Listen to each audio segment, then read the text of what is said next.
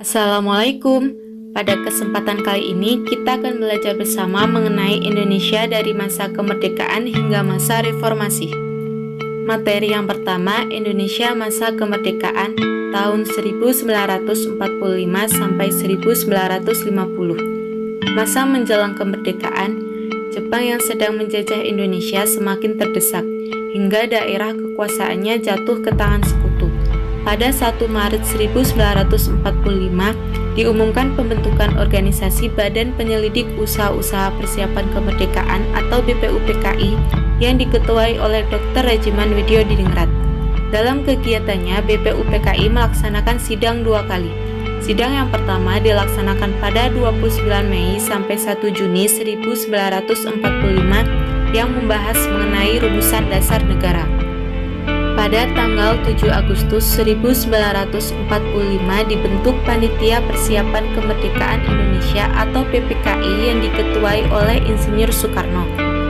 Tugas utama dari PPKI adalah mempersiapkan segala sesuatu yang berkaitan dengan keperluan pergantian kekuasaan.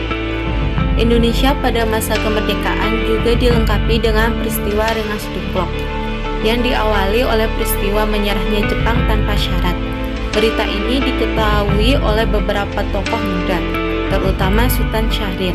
Kemudian, Syahrir dan tokoh pemuda lainnya menemui Muhammad Hatta dan setelahnya menemui Insinyur Soekarno.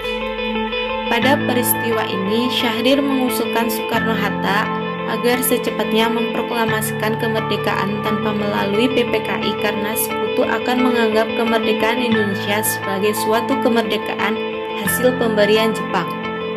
Namun, usulan tersebut tidak disetujui karena menurut Soekarno-Hatta pelaksanaan proklamasi harus melalui PPKI sesuai dengan prosedur maklumat Jepang, yaitu pada tanggal 24 Agustus 1945. Sehingga membuat para pemuda mengambil kesepakatan untuk membawa Soekarno-Hatta ke Rengas Dengklok, Karawang, Jawa Barat.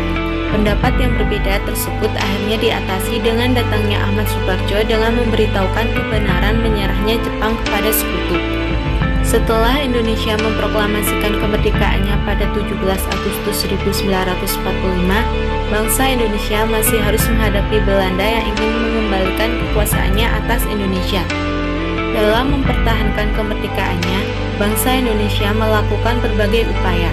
Upaya bangsa Indonesia dalam mempertahankan kemerdekaannya dilakukan dengan 2 cara, yaitu dengan cara diplomasi dan cara perjuangan fisik atau perjuangan bersenjata.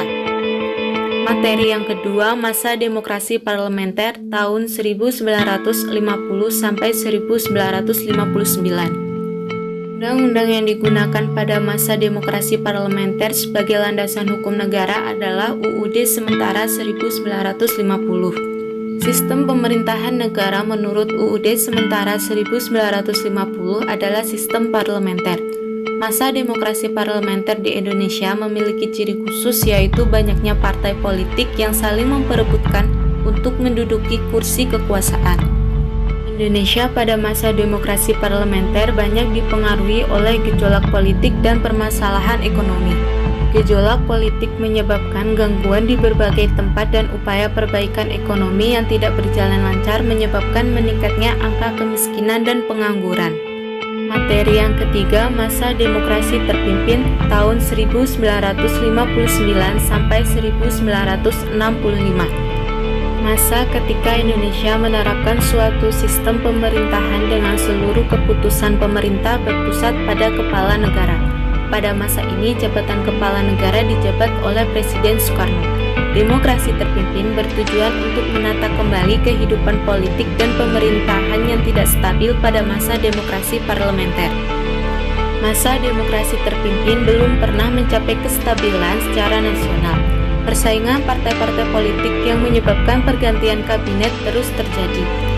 Selain itu, Dewan Konstituante hasil pemilu tahun 1955 ternyata tidak berhasil melaksanakan tugasnya menyusun UUD baru bagi Republik Indonesia. Dewan Konstituante tidak berhasil melaksanakan tugasnya disebabkan adanya perbedaan pandangan tentang dasar negara. Materi keempat, masa Orde Baru tahun 1966 sampai 1998. Pada masa Orde Baru, Indonesia menghadapi situasi ekonomi yang semakin memburuk dan mengakibatkan harga-harga barang kebutuhan pokok untuk memenuhi kehidupan masyarakat melambung tinggi. Kondisi tersebut mendorong para pemuda hingga mahasiswa untuk melakukan aksi demonstrasi guna menuntut penyelesaian terhadap pelaku G30 SPKI dan perbaikan ekonomi. Materi yang terakhir yaitu masa reformasi tahun 1998 hingga sekarang. Masa reformasi merupakan suatu gerakan yang menghendaki adanya perubahan kehidupan bermasyarakat, berbangsa, dan bernegara ke arah yang lebih baik secara konstitusional.